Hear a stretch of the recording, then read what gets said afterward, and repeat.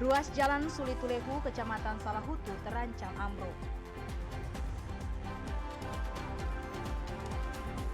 Kebakaran lahan di Seram bagian barat dipadamkan warga secara swadaya.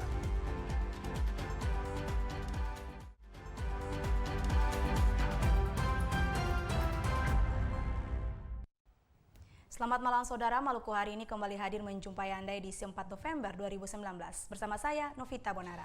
Dan saya Henry Nanlohi. Dua berita utama tadi akan kami rangkai dengan sejumlah berita lainnya yang telah dihimpun oleh tim redaksi Maluku hari ini. Dan saudara, kita ikuti Maluku hari ini selengkapnya.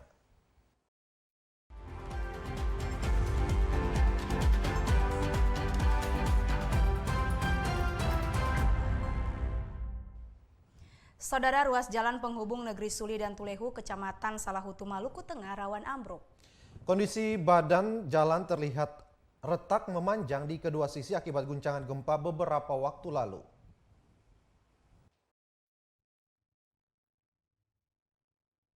Pelintas jalan menuju Tulehu maupun sebaliknya kini harus ekstra hati-hati. Pasalnya ruas jalan penghubung desa Suli Tulehu terpantau dalam kondisi rawan ambruk. Kedua sisi jalan nampak jelas terlihat keretakan memanjang hingga belasan meter. Di salah satu sisi talut pembatas jalan bahkan sudah roboh dan permukaannya terlihat miring. Oleh dinas terkait, kondisi jalan penghubung ini sudah disurvei setelah kejadian gempa bumi beberapa pekan lalu. Untuk mengantisipasi segala kemungkinan, Dinas PU telah meletakkan marka waspada di kedua sisi jalan. Marka ini diletakkan agar masyarakat pelintas jalan bisa menghindari sisi samping jalan dan lebih mengambil sisi ke tengah jalan. Meski demikian, belum terlihat adanya upaya perbaikan ruas jalan ini. Masyarakat yang melintas pun merasa khawatir dan lebih berhati-hati. Kondisi jalan penghubung ini sudah mengalami keretakan kecil jauh sebelum terjadinya gempa bumi 26 September lalu. Keretakan diakibatkan rusaknya gorong-gorong penyanggah. Keretakan pun bertambah panjang saat terjadi guncangan gempa bermagnitudo 6,5 September lalu. Hingga kini belum ada kepastian dari dinas terkait kapan ruas jalan ini akan diperbaiki. Yasser Tuarita Hamzah melaporkan. Sementara itu saudara, menyiasati udara panas yang terjadi beberapa hari terakhir, masyarakat di lokasi pengungsian Negeri Tial Maluku Tengah mengganti tenda terpal dengan rumah darurat beratapkan daun rumbia. Pendirian rumah darurat dilakukan masyarakat selain untuk mendapatkan suasana sejuk, juga untuk menggantikan tenda terpal yang mulai lapuk.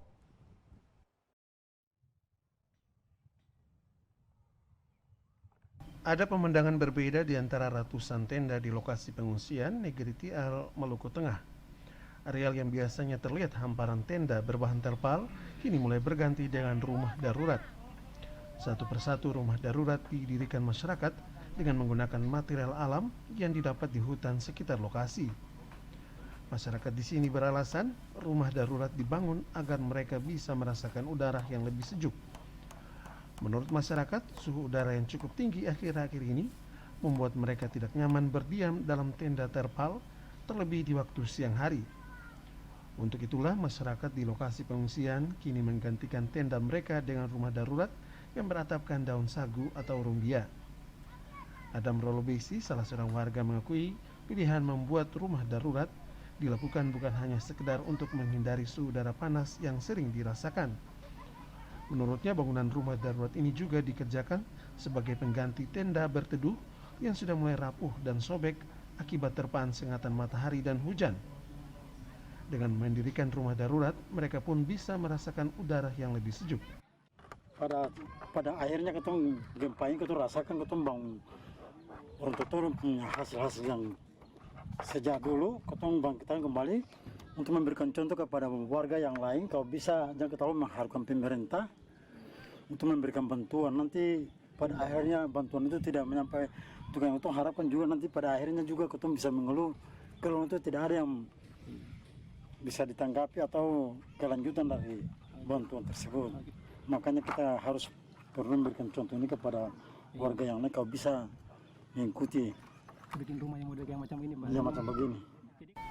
Untuk mendirikan rumah darurat, masyarakat di sini bisa dengan mudah mendapatkan material atap dan kayu yang diambil di hutan sekitar. Daun sagu dipakai sebagai atapnya dan pelepas sagu dipakai untuk pintu dan penyangga. Selain rumah mini, masyarakat juga mendirikan rumah panggung. Upaya ini dikerjakan masyarakat agar mereka tidak selamanya harus bergantung kepada bantuan orang lain. Dengan cara ini masyarakat juga akan lebih mandiri bertahan dalam situasi bencana. Dasar Tuarita Kurniawan melaporkan. Pendidikan mitigasi bencana di sekolah sangat penting bagi daerah rawan bencana gempa seperti di Kota Ambon. Untuk itu perlu adanya pendidikan mitigasi bencana pada kurikulum pendidikan formal sekolah. Kepala Dinas Pendidikan Kota Ambon Fahmi Salatalohi menyebutkan pendidikan mitigasi bencana penting diterapkan di sekolah. Menurutnya, Ambon adalah salah satu daerah yang rawan terhadap bencana alam, khususnya gempa bumi. Untuk itu perlu adanya pendidikan mitigasi yang ke depan dimasukkan dalam kurikulum pendidikan. Pendidikan mitigasi yang diinisiasi Dinas Pendidikan ini sangat direspon DPRD Kota Ambon.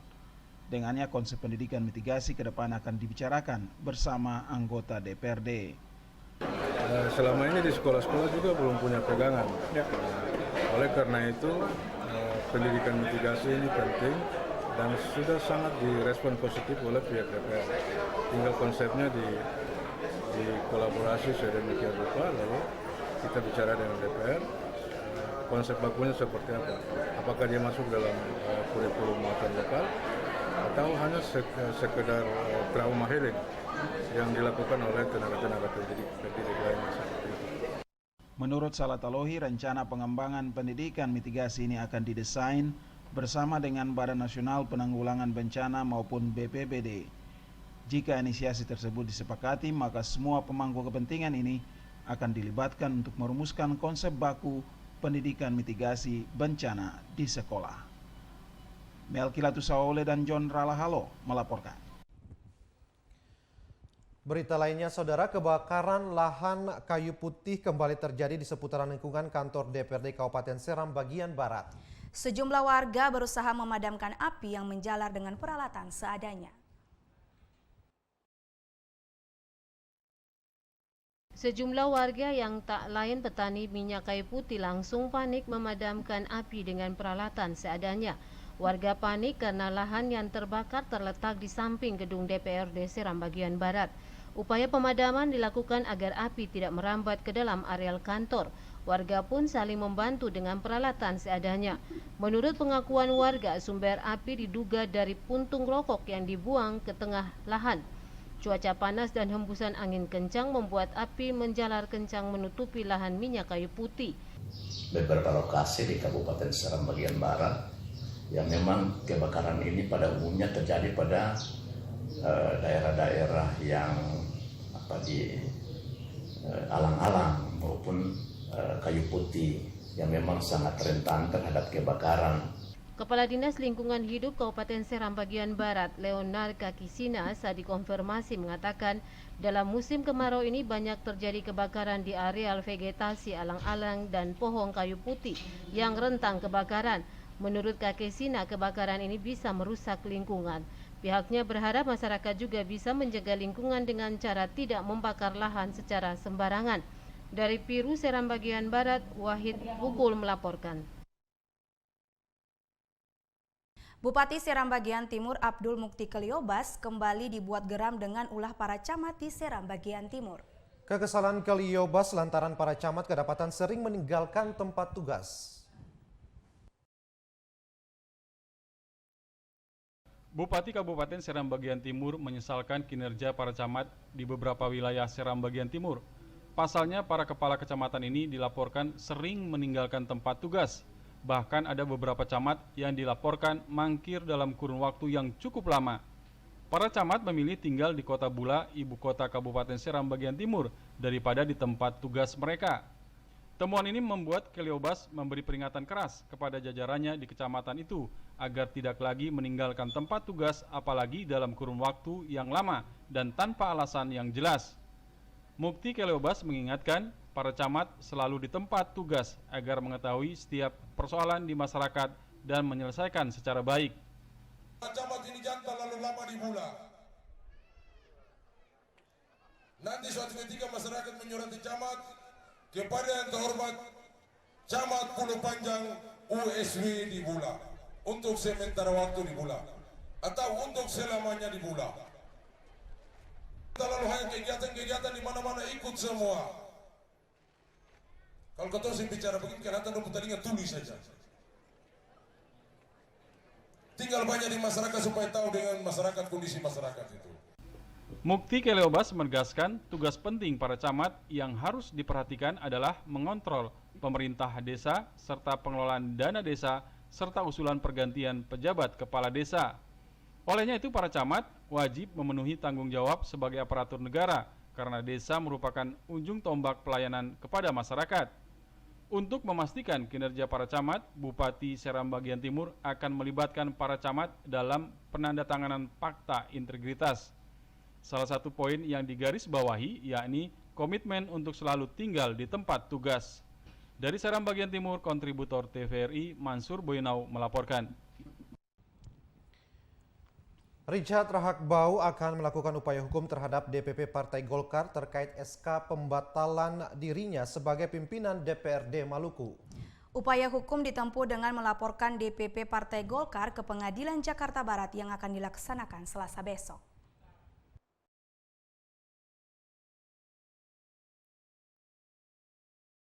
Dalam rangka menguji keabsahan SK yang dikeluarkan DPP Partai Golkar terkait pimpinan DPRD Maluku, Richard Rahakbau yang kini menjabat sebagai Wakil Ketua DPRD Maluku akan menempuh upaya hukum terhadap DPP Partai Golkar. Upaya hukum yang ditempuh tersebut guna menguji SK DPP Partai Golkar tertanggal 17 September yang telah menetapkan Richard Rahakbau sebagai pimpinan DPRD Maluku dan SK pembatalan tanggal 22 Oktober 2019. Pendaftaran gugatan terhadap DPP Partai Golkar tersebut akan dimasukkan ke Pengadilan Negeri Jakarta Barat Selasa besok. Dan karena itu saya akan mengajukan gugatan untuk Pengadilan Negeri Jakarta Barat karena domisili DPP Partai Golkar adalah di Jakarta Barat untuk dilakukan proses hukum. Negara kita ini kan negara hukum. Seandainya sesuatu itu menimpa pada saya dan kemudian saya tidak bisa menerima karena tidak didasarkan pada fakta-fakta hukum yang terjadi, maka sebagai warga negara yang baik, saya juga harus menempuh jalur hukum untuk membuktikan bahwa surat keputusan DPP Partai Golkar tanggal 17 September itu adalah sah dan surat SK DPP Partai Golkar tanggal 2 Oktober itu dia cacat dan wajar-wajar saja. Dan karena itu besok pada lusa itu kita sudah daftarkan dan suratnya kemudian kita akan masukkan ke DPRD Provinsi Maluku untuk diminta penangguhan terhadap proses itu karena sementara dalam proses hukum itu. Dan pihak-pihak yang kemudian sudah mencoba untuk mendorong saya, ya juga harus menghargai ya saya untuk mengajukan proses hukum ke pengadilan. Langkah hukum yang ditempuh Richard Rahakbau terhadap DPP Partai Golkar terkait SK pembatalan dirinya sebagai pimpinan DPRD Maluku yang dinilai cacat hukum tersebut semata-mata hanya untuk menegakkan keadilan. Frida Raiman, Bambang Yudaswara melaporkan. Saudara, informasi tentang desa sangat tertinggal masih banyak ditemukan di Maluku dapat Anda ikuti selepas jeda berikut. Tetaplah bersama kami.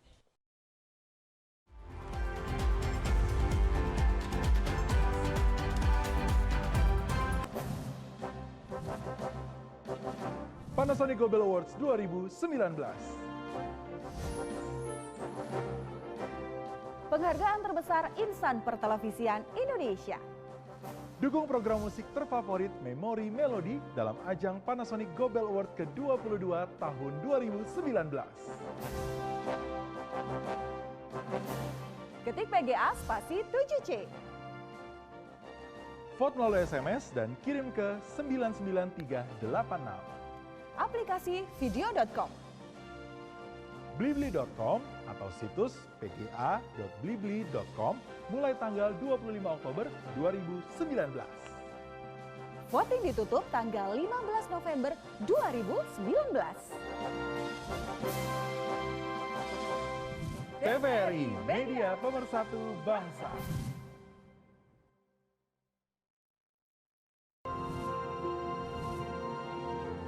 Panasonic Gobel Awards 2019. Apresiasi karya terbaik insan pertelevisian Indonesia. Dukung program berita terfavorit dunia dalam berita di ajang Panasonic Gobel Awards ke-22 2019. Ketik PGA spasi 3B. Vote melalui SMS, polling ke nomor 99386. Aplikasi video.com. Blibli.com atau situs pga.blibli.com. Voting ditutup 15 November 2019. TVRI, media pemersatu bangsa. Bumi, tempat tinggal kita. Suhu permukaannya semakin meningkat. Pohon pejakar langit berubah menjadi gedung tak terbendung, membuat kita lupa bahwa lingkungan harus kita jaga. Naiknya konsentrasi gas rumah kaca akibat kegiatan manusia mempercepat pemanasan global dan suhu rata-rata bumi. Penanaman pohon terembesi akan menyeimbangkan kadar CO2 untuk melepaskan oksigen ke udara. Lebih dari 2 juta pohon telah ditanam sejak tahun 1979 untuk bumi pertiwi. Perjalanan kita bersama masih panjang. Mari cintai bumi dan lingkungan kita untuk generasi mendatang.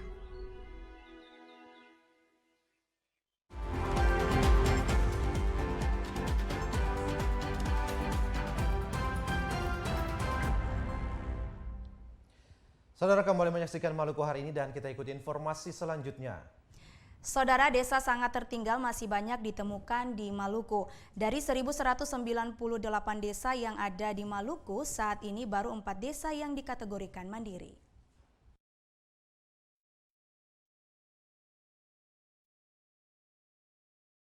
Di Maluku saat ini terdapat kurang lebih 1.198 desa. Desa-desa yang ada di Maluku tersebut sebagian besar dikategorikan sebagai desa sangat tertinggal dan tertinggal. Selain desa tertinggal dan sangat tertinggal, di Maluku hingga tahun 2019 baru ada 4 desa yang dikategorikan sebagai desa mandiri. Untuk meningkatkan kategori desa di Maluku menuju desa mandiri, berbagai program inovasi perlu dilakukan. Salah satunya lewat program inovasi desa. Program tersebut dapat apresiasi positif dari pelaksana tugas Kepala Dinas Pembangunan Masyarakat Desa Ismail Usemahu. Melalui program inovasi desa di Maluku, diharapkan desa-desa di Maluku yang dikategorikan sangat tertinggal dan tertinggal akan semakin maju dan menjadi desa mandiri.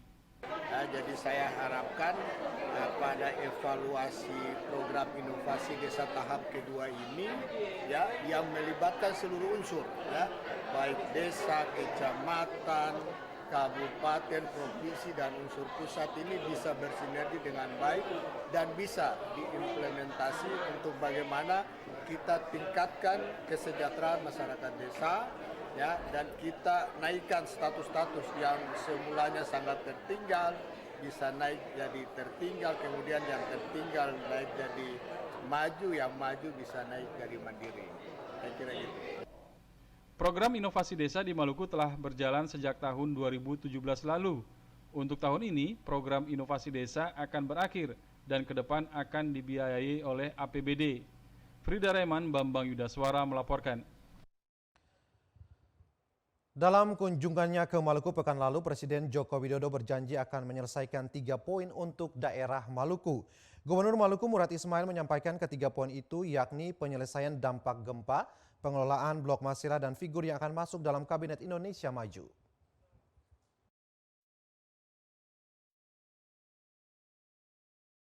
Penyelesaian dampak gempa, pengelolaan blok Masela dan figur yang akan masuk dalam Kabinet Indonesia Maju adalah 3 poin yang dijanjikan Presiden Joko Widodo akan diselesaikan dalam waktu dekat. Janji Presiden Joko Widodo itu disampaikan dalam kunjungannya ke Maluku pekan lalu.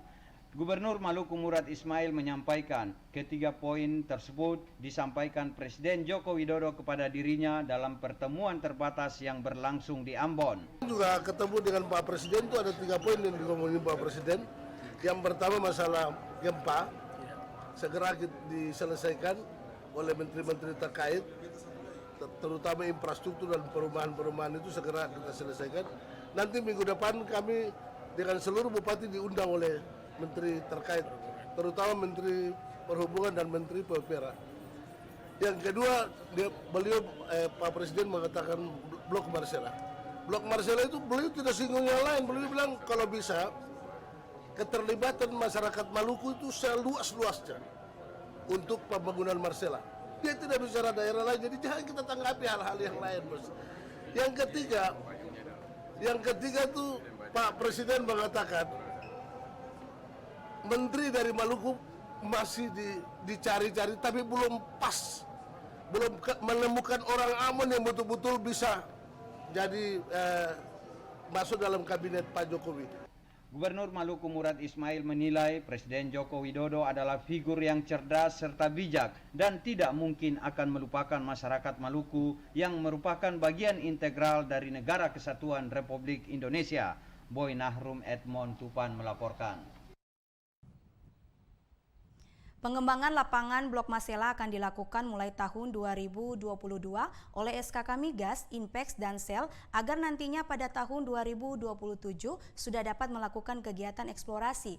Gubernur Maluku Murad Ismail meminta kepada SKK Migas, Inpex, dan Sel agar hal itu dimajukan ke tahun 2020 sehingga dapat rampung di tahun 2025.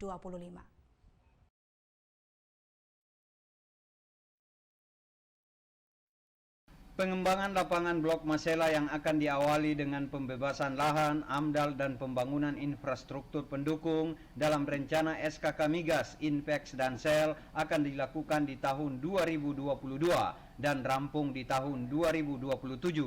Rencana tersebut oleh Gubernur Maluku Murad Ismail diminta untuk dimajukan ke tahun 2020 sehingga dapat melakukan kegiatan eksplorasi di tahun 2025. Bila permintaan itu disepakati, Provinsi Maluku di tahun 2025 sudah dapat menerima partisipasi interest 10% dari pengelolaan Blok Masela. Pembebasan lahan dan AMDAL itu dari 2019 sampai 2022. Namun saya mengatakan bahwa 2020 itu kita sudah segera sama-sama dengan Kabupaten Kepulauan Tanimbar untuk segera kita menyelesaikan 2020. Jadi biar pembangunan infrastruktur itu tidak berlarut terlalu lama. Kalau 2022 selesai pembebasan lahan sama AMDAL, berarti nanti 2027 itu baru bisa produksi, baru kita bisa dapat PI-nya 10%. Tapi kalau dibangun 2020 sudah bangun, 2025 sudah bisa kita mendapat hasil karena infrastruktur itu dibangun sampai 2025. Masalah itu disampaikan Gubernur Maluku Murad Ismail dalam pertemuan dengan pihak SKK Migas serta Inpex dan Sel dalam menindaklanjuti pengelolaan Blok Masela. Boy Nahrum Edmond Tupan melaporkan. Pemerintah Kabupaten Seram bagian Timur diminta untuk serius memperhatikan kebutuhan tenaga guru di daerah tersebut. Langkah Pemda SBT menjawab kekurangan guru dengan mengangkat guru kontrak diapresiasi positif anggota DPRD Maluku asal SBT.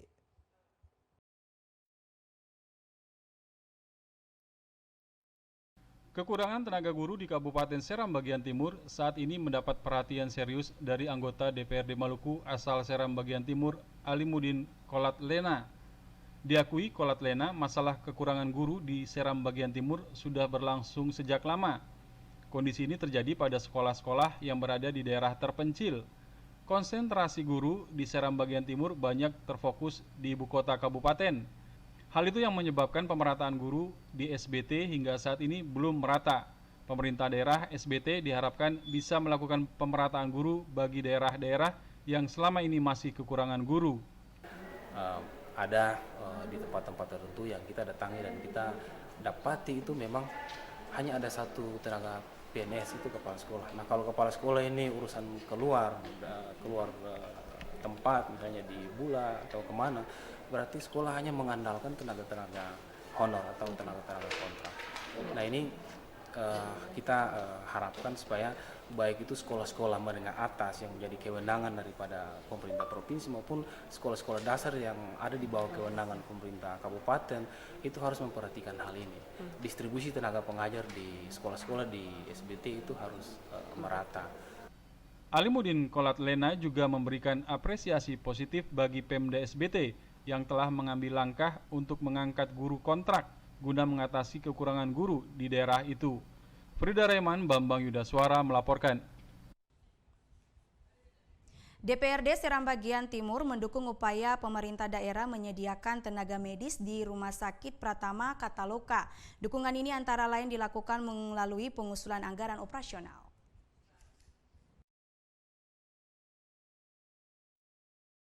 Kebutuhan tenaga medis pada Rumah Sakit Pratama Kataloka, Kecamatan Pulau Gorom, turut mendapat perhatian Dewan Perwakilan Rakyat Daerah setempat. Anggota DPRD Seram Bagian Timur, Konstantius Kolatveka, mengatakan kekurangan tenaga medis pada rumah sakit kedua di Seram Bagian Timur ini tentu menjadi perhatian utama pemerintah daerah dan DPRD. Perhatian diberikan karena rumah sakit tersebut menjadi sarana pelayanan dasar kepada masyarakat, yakni pelayanan kesehatan. Olehnya itu DPRD Seram Bagian Timur akan mendukung upaya pemerintah daerah dalam menyediakan sumber daya manusia yang memadai. Dukungan yang akan diberikan dalam bentuk pengusulan anggaran operasional yang disampaikan dalam pembahasan APBD tahun 2020 nanti.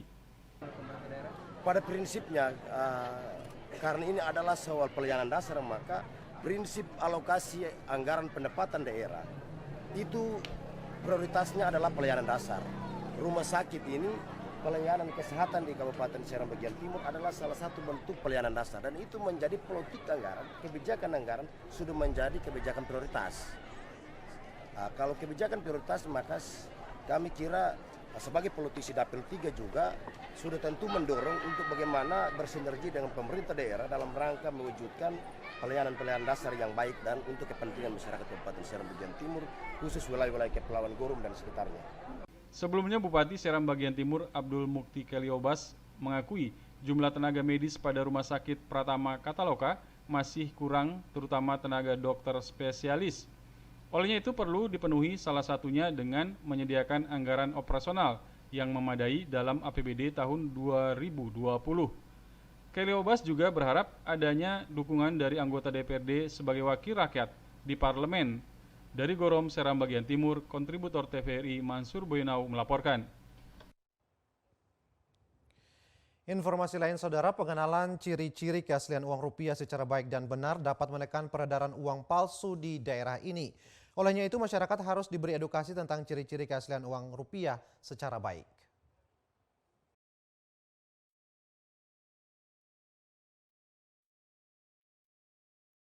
Dalam ekspedisinya ke pulau terdepan, terluar dan terpencil, tim ekspedisi Kantor Perwakilan Bank Indonesia Provinsi Maluku menyinggahi Desa Luhu, Kabupaten Seram Bagian Barat.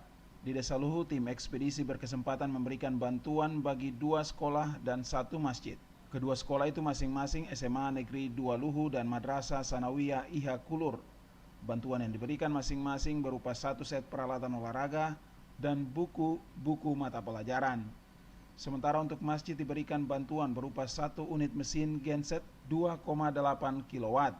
Bantuan untuk kedua sekolah itu diterima masing-masing oleh kepala sekolah, sementara untuk masjid diterima Imam Masjid Luhu. Ketua Tim Ekspedisi Kantor Perwakilan Bank Indonesia Provinsi Maluku, Arwin Johari mengatakan, bantuan yang diberikan ini merupakan kepedulian dari Bank Indonesia terhadap kemajuan pendidikan anak bangsa di daerah tersebut. Sementara untuk masjid diharapkan dapat memberi semangat bagi umat Islam untuk semakin meningkatkan peribadatannya. Selain penyaluran bantuan sosial, Kantor Perwakilan Bank Indonesia Provinsi Maluku juga melakukan sosialisasi ciri-ciri keaslian uang rupiah serta penukaran uang rupiah di desa itu. Staf Biro Ekonomi Provinsi Maluku Susilo mengatakan, sosialisasi ciri-ciri keaslian uang rupiah ini sangat penting agar masyarakat dapat mengenal ciri-ciri keaslian uang rupiah secara baik dan benar. Beredarnya uang palsu di masyarakat itu masih banyak. Nah, kalau masyarakat punya pengetahuan yang cukup tentang keaslian mata uang, ini tentunya menghambat beredarnya uang palsu di masyarakat. Karena masyarakat ini kan belum paham sebetulnya uang palsu itu modelnya seperti bagaimana. Nah, jadi dengan kegiatan dilakukan ini sangat membantu masyarakat di dalam mengenal keaslian mata uang. Dengan mengetahui ciri-ciri uang rupiah secara baik dan benar, maka dapat menekan peredaran uang palsu di tengah masyarakat. Selain sosialisasi tentang ciri-ciri keaslian uang rupiah, tim ekspedisi kantor perwakilan Bank Indonesia Provinsi Maluku juga melakukan penukaran uang rupiah lusuh. Warga desa Luhu sangat antusias dalam penukaran uang dimaksud. Mereka rela antri untuk mendapatkan giliran menukar uang yang dilakukan secara langsung oleh kasir kantor perwakilan Bank Indonesia Provinsi Maluku. Otis Kotadini melaporkan. Pemerintah Desa Luhu, Kabupaten Seram bagian Barat memberi apresiasi atas kehadiran tim kesehatan yang diterjunkan kantor perwakilan Bank Indonesia Provinsi Maluku di desa itu. Karena dengan kehadirannya warga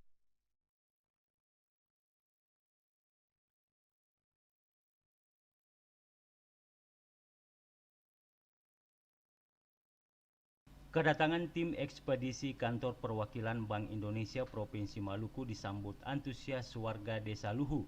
Apalagi dalam tim ekspedisi tersebut juga akan dilakukan pengobatan gratis yang dilakukan tim medis dari Rumah Sakit Tentara Dr. Latumeten Ambon atas kerjasama dengan kantor perwakilan Bank Indonesia Provinsi Maluku. Lebih dari 100 warga Desa Luhu memanfaatkan kedatangan tim kesehatan itu untuk melakukan pengobatan secara gratis. Tim medis sendiri terdiri dari 2 dokter dan 2 perawat kesehatan. Tim ini dipimpin Letnan 1 TNI Nigade Gitaria Silvana Ratna. Antusias warga untuk melakukan pengobatan gratis sangat besar terhadap kehadiran tim medis dimaksud. Pejabat Desa Luhu Jufri Kaliki memberi apresiasi positif atas kehadiran tim kesehatan ini. Karena dengan hadirnya tim kesehatan, masyarakat dapat menghemat biaya untuk berobat. Sebelumnya mereka harus ke ibu kota kabupaten atau provinsi Maluku untuk melakukan pengobatan bagi yang sakit. Itu pun harus dengan mengeluarkan biaya yang tidak sedikit. Lalu untuk tim kesehatan terutama dari RST Ambon dan Angkatan Laut, sebagai pemerintah negeri mewakili seluruh masyarakat menyampaikan terima kasih karena dengan segala kepeduliannya telah datang di tengah masyarakat dulu untuk memberikan bantuan dalam bentuk pengobatan massal kepada masyarakat yang ada di sini. Selama melaksanakan pengobatan gratis di Desa Luhu, tim kesehatan berhasil mengobati warga sebanyak 118 orang. Letnan 1 TNI Dr. Nimade Gitaria Silvana Ratna mengatakan kasus terbanyak yang diderita warga adalah hipertensi. Otnil Kotadini melaporkan. Sementara itu, Saudara, kantor perwakilan Bank Indonesia Provinsi Maluku diminta untuk terus meningkatkan perhatiannya berupa bantuan terhadap dunia pendidikan di daerah ini. Karena bantuan Bank Indonesia tersebut sangat bersentuhan langsung dengan kebutuhan siswa di sekolah penerima bantuan.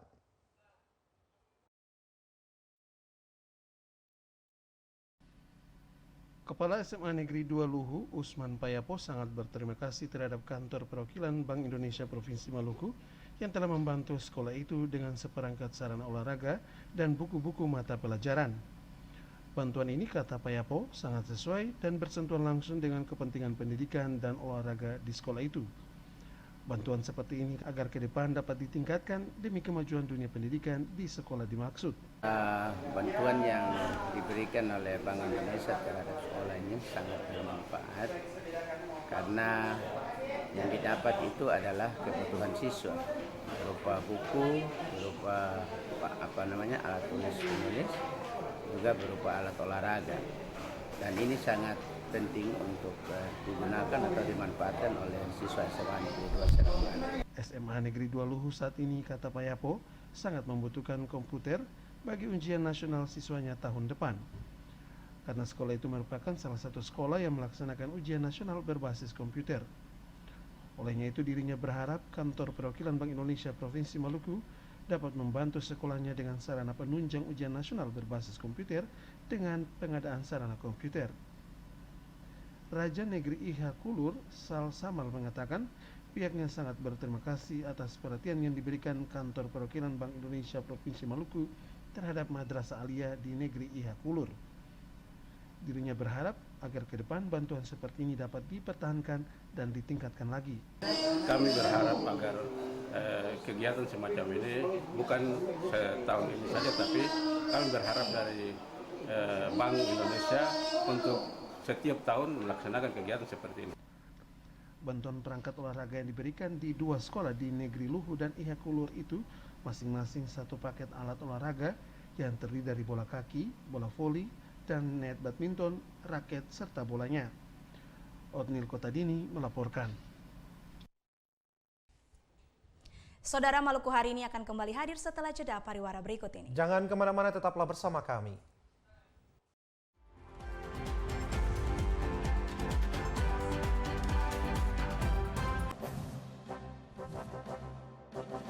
Panasonic Gobel Awards 2019.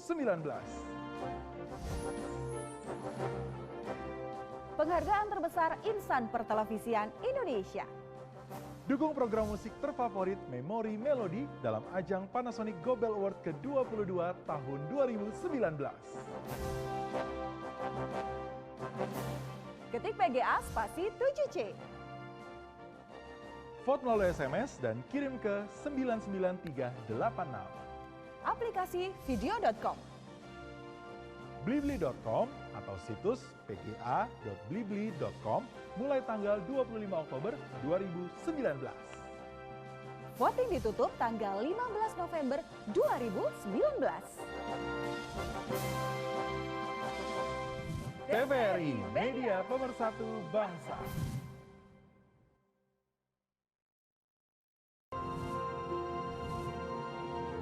Panasonic Gobel Awards 2019. Apresiasi karya terbaik insan pertelevisian Indonesia. Dukung program berita terfavorit dunia dalam berita di ajang Panasonic Gobel Awards ke-22 2019. Ketik PGA spasi 3B.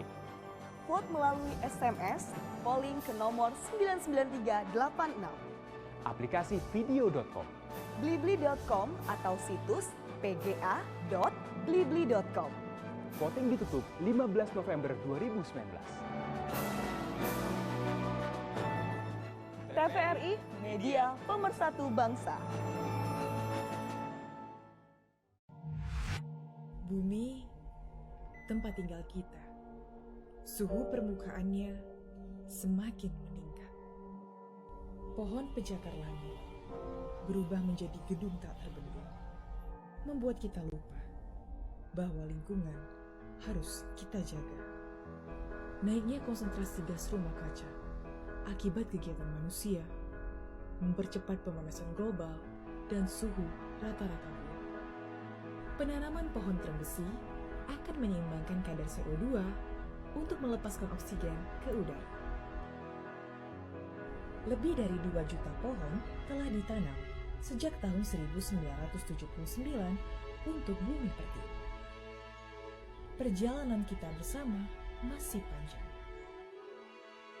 Mari cintai bumi dan lingkungan kita untuk generasi mendatang.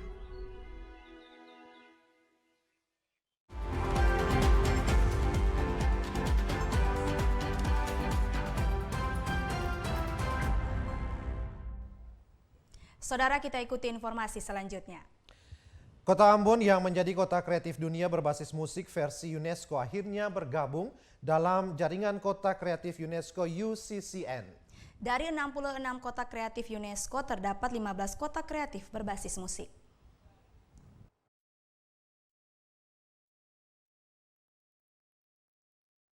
Identitas kota Ambon yang kental dengan musik beranjak naik level internasional dengan ditetapkannya sebagai Ambon UNESCO City of Music pada 30 Oktober lalu. Kota Ambon menjadi satu dari 15 kota yang bergabung menjadi kota kreatif berbasis musik versi UNESCO. Dengan ditetapkannya Ambon sebagai salah satu kota musik dunia di tahun 2019, kota ini berhak bergabung dalam jaringan kota-kota kreatif UNESCO UCCN. Ambon akan bergabung dengan kota-kota besar sebelumnya yang telah ditetapkan sebagai kota musik dunia, antara lain Liverpool, Sevilla, Bologna, dan Hanover. Direktur Ambon Music Office Roni Lopis mengaku penetapan kota Ambon sebagai kota musik dunia tidak terlepas dari dukungan Badan Ekonomi Kreatif Bekraf. Bekraf mendorong pemerintah kota tidak hanya menjadikan Ambon sebagai kota musik, namun dapat mengembangkan sektor ekonomi dengan musik. Bekraf sejak pencanangan Ambon menuju kota musik dunia di tahun 2016 mendampingi kota Ambon hingga persiapan pendaftaran ke UNESCO. Melkilatus Saule dan John Ralahalo melaporkan. Saudara, harga komoditi cabai rawit dan beberapa komoditi sayur dan bumbu lainnya di pasar tradisional di Kota Ambon beberapa hari terakhir ini dijual petani mengalami kenaikan cukup signifikan. Saat ini harga cabai rawit dan cabai keriting dijual pedagang Rp120.000 per kilogram.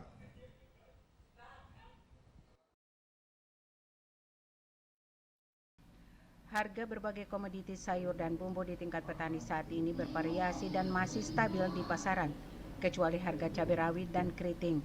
Komoditi cabai rawit dan keriting melambung naik dalam sepekan ini akibat kurangnya stok dan keterlambatan pengiriman dari sentra produksi. Harga cabai rawit di tingkat petani saat ini di kisaran Rp100.000 hingga Rp110.000 per kilogram. Sementara di tingkat pedagang di pasar tradisional Ambon dijual di kisaran Rp120.000 per kilogram dari harga sebelumnya 8 hingga 90 bahkan Rp100.000 per kilogramnya. Sementara cabai keriting juga ikut naik. Cabai keriting dijual pedagang di pasar tradisional Mardika dan beberapa pasar tradisional lainnya di kota Ambon mengalami hal yang sama, yakni Rp70.000 per kilogram dari harga sebelumnya Rp40 hingga Rp45.000 per kilogram. Dua harga komoditi ini melonjak naik akibat kurangnya stok dan keterlambatan pengiriman dari sentra produksi baik lokal maupun luar Maluku. Lain halnya dengan harga tomat. Harga tomat di pedagang pasar Mardika berkisar Rp6.000 per kilogram. Sementara di pedagang pasar Waihero dan Rumah Tiga Poka, kota Ambon dijual dengan harga Rp8.000 per kilogram. Begitupun dengan harga bumbu masak seperti bawang merah dan putih juga mengalami hal yang sama. 2 bulan lalu harga bawang merah dan putih dijual pedagang di pasar tradisional Mardika dan Batu Merah dengan harga Rp28.000 per kilogram. Saat ini kedua komoditi tersebut dijual pedagang dengan harga Rp35.000 per kilogram. Harga tersebut sama dengan harga dijual pedagang di pasar Waihero dan Rumah Tiga Poka pada semua kualitas. Menurut Waham Sina, salah seorang pedagang yang ditemui di pasar Mardika hari ini menuturkan harga jual cabai rawit dan keriting naik harga karena di tingkat petani pun harga komoditi ini naik harganya. Bila dibeli dengan harga murah, dijual dengan harga murah. Begitupun sebaliknya, bila dibeli dengan harga tinggi, pasti dijual dengan harga tinggi. Rahmalatu Konsina, Udin Sanduan melaporkan. Kita beralih ke Maluku Tenggara. Saudara, 25 anggota DPRD Kabupaten Maluku Tenggara secara resmi dilantik. Prosesi pelantikan bersamaan dengan penetapan pimpinan sementara dari partai yang memperoleh kursi terbanyak. Pelantikan anggota DPRD terpilih Kabupaten Maluku Tenggara didasarkan pada Surat Keputusan Gubernur Maluku nomor 244 tahun 2019 tertanggal 16 Oktober 2019 tentang peresmian dan pengangkatan anggota DPRD Kabupaten Maluku Tenggara periode 2019-2024. Pelantikan ditandai dengan pengucapan sumpah janji seluruh anggota DPRD terpilih yang dipandu oleh Kepala Pengadilan Negeri Tual Ali Murdiat SHMH. Selain mengucapkan sumpah janji, juga disematkan PIN keanggotaan DPRD Maluku Tenggara oleh Ketua Pengadilan Negeri kepada para anggota sekaligus penyerahan dokumen kerja DPRD secara simbolis. Dalam kesempatan ini juga ditetapkan Ketua dan Wakil Ketua sementara periode 2019-2024. Untuk posisi Ketua sementara ditunjuk Mindohri Kudubun Partai Kebangkitan Bangsa, sementara posisi Wakil Ketua sementara ditunjuk Albert F. Ruan dari Partai Gerindra. Sambutan tertulis Gubernur Maluku yang dibacakan Bupati Maluku Tenggara Tahir Hanubun mengatakan masih banyak pekerjaan rumah yang harus diperhatikan legislator Maluku Tenggara. Menurut Hanubun masih banyak infrastruktur yang perlu dibenahi seperti sekolah, jembatan, pasar, dan lainnya. Pekerjaan rumah itu menjadi tugas legislatif dan eksekutif untuk bersama-sama membangun daerah ini. Dari Maluku Tenggara, Ongenta Tipika Lawan melaporkan. Saudara, pelantikan secara adat Raja Danar ke-15 berlangsung sakral dan menarik perhatian masyarakat adat Maluku Tenggara. Abdul Ghani Hanubun yang dilantik sebagai Raja Ohoy Danar menjawab aspirasi masyarakat Danar yang selama ini menanti pemerintahan adat definitif.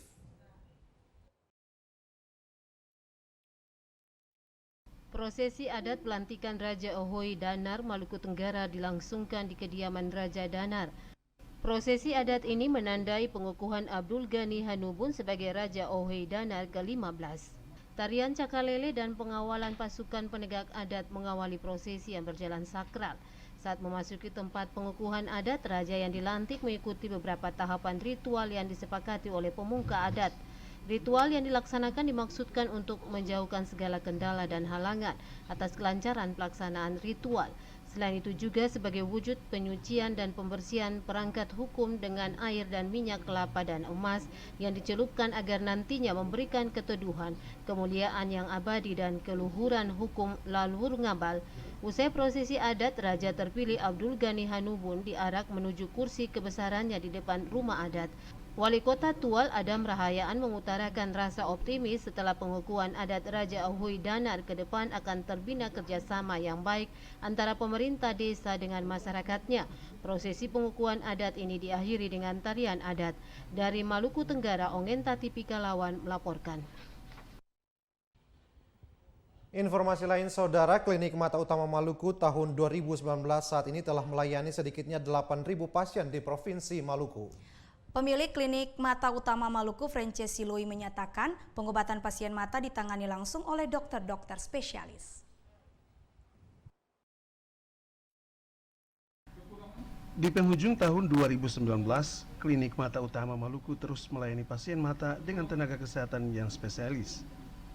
Pemilik Klinik Mata Utama Maluku, Frances Siloi, mengatakan di akhir 2019 ini sedikitnya 8.000 pasien BPJS telah ditangani. 8.000 pasien itu berasal dari Pulau Ambon dan sekitarnya. Siloi menyebutkan sejak didirikan Klinik Mata Utama Maluku 1 tahun lalu, pihaknya melakukan tindakan operasi bagi 5.000 pasien yang berasal dari 11 kabupaten kota di Maluku. Olehnya itu di hari jadi ke-1, pihaknya terus melakukan pengobatan bagi pasien baik BPJS maupun umum dengan menyiapkan dokter-dokter spesialis. Jadi memang kami dari Klinik Mata Utama Maluku sampai dengan saat ini pencapaian untuk pasien yang berobat di klinik kami itu sudah untuk pasien BPJS saja itu sudah mencapai 5.650 pasien. Kalau ditambah dengan pasien umum itu totalnya sudah mencapai 8.000-an pasien di klinik kami. Iya, untuk tindakan operasi sendiri itu sudah mencapai sekitar hampir 1.000 itu kami punya tindakan operasi untuk semua tindakan operasi. Kemudian di klinik kami juga itu sampai dengan saat ini selain diberlakukan BPJS juga, tapi memang sasaran kami juga itu untuk membantu orang-orang yang berkekurangan. Direktur Klinik Mata Utama Maluku, Hendrita Tuanakota, menyatakan di hari jadi ke-1 tahun pihaknya terus melakukan pelayanan bagi para pasien.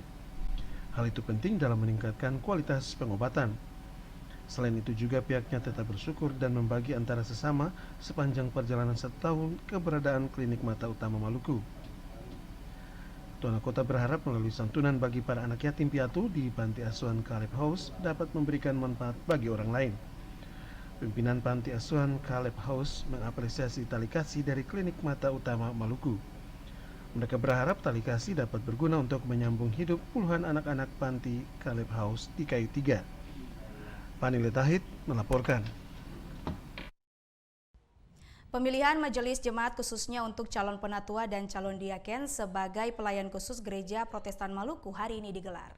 Di Jemaat GPM Rehobot diikuti 320 calon penatua dan calon diaken, masing-masing 160 orang.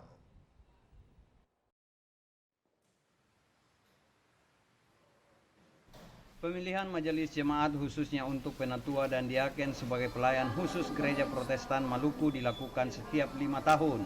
Pemilihan tersebut menandakan bahwa pelayanan gereja bagi perdamaian, kemanusiaan dan keutuhan ciptaan sebagai wujud damai sejahtera Tuhan akan terus berlangsung dalam sejarah pelayanan. Atas dasar itu, Gereja Protestan Maluku melakukan pemilihan majelis jemaat khususnya untuk penatua dan diaken. Di Majelis Jemaat GPM Rehoboth yang terdiri atas 33 sektor dan 80 unit serta pemilih yang berjumlah 7.867 orang melakukan pemilihan di 12 TPS yang tersedia. Ketua Majelis Jemaat GPM Rehoboth Pendeta Hani Tenu menjelaskan untuk calon berjumlah 320 orang yang masing-masing terdiri atas 120 untuk penatua dan diaken. Mereka nantinya akan dipilih menjadi 80 orang untuk penatua dan 80 orang lainnya untuk diaken. Ketua Majelis Jemaat GPM Rehoboth Pendeta Hani Tenu menyampaikan mereka yang akan dipilih itu adalah calon penatua dan diaken yang akan menjadi pelayan khusus Gereja Protestan Maluku. Dan bisa mempergunakan hak pilihnya sebagai anggota sidang gereja dalam menentukan penatua dan diaken untuk masa bakti 2020-2025. Sebab ini adalah jabatan gereja yang periodik 5 tahun berganti. Untuk majelis yang baru menjabat penatua dan diaken untuk 5 tahun pertama, mereka juga dicalonkan untuk memasuki periode kedua apabila itu terpilih. Melalui pemilihan itu diharapkan warga jemaat dapat berpartisipasi agar figur yang nantinya terpilih secara demokratis memiliki karakter spiritual, etis Injil serta dapat melayani jemaat dengan baik. Boy Nahrum, Edmond Tupan melaporkan. Pesta Iman 5 tahunan pemilihan majelis jemaat hari ini berlangsung serentak di lingkup Gereja Protestan Maluku. Majelis Jemaat GPM Pancaran Kasih yang membawahi 5 sektor dan 18 unit juga melakukan pemilihan majelis jemaat yakni untuk masing-masing 17 orang penatua dan diaken.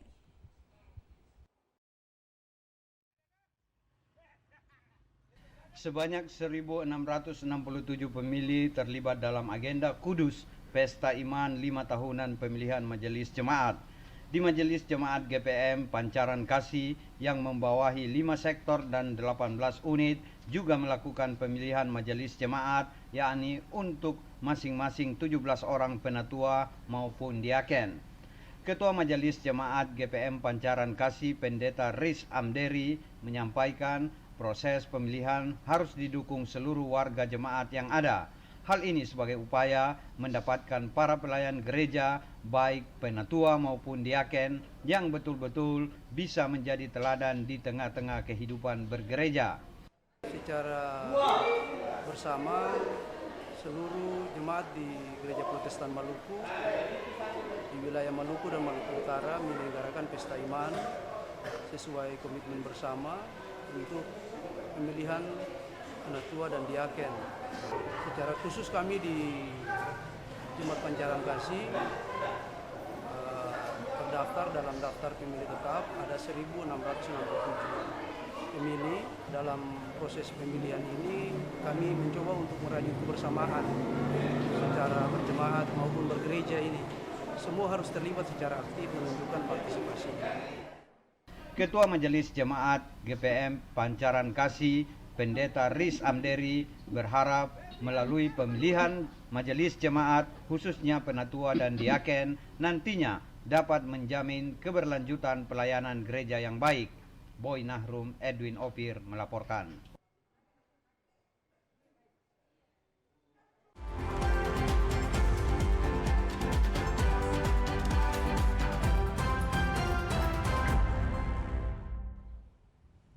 Saudara, penyampaian berita tadi mengakhiri Maluku hari ini.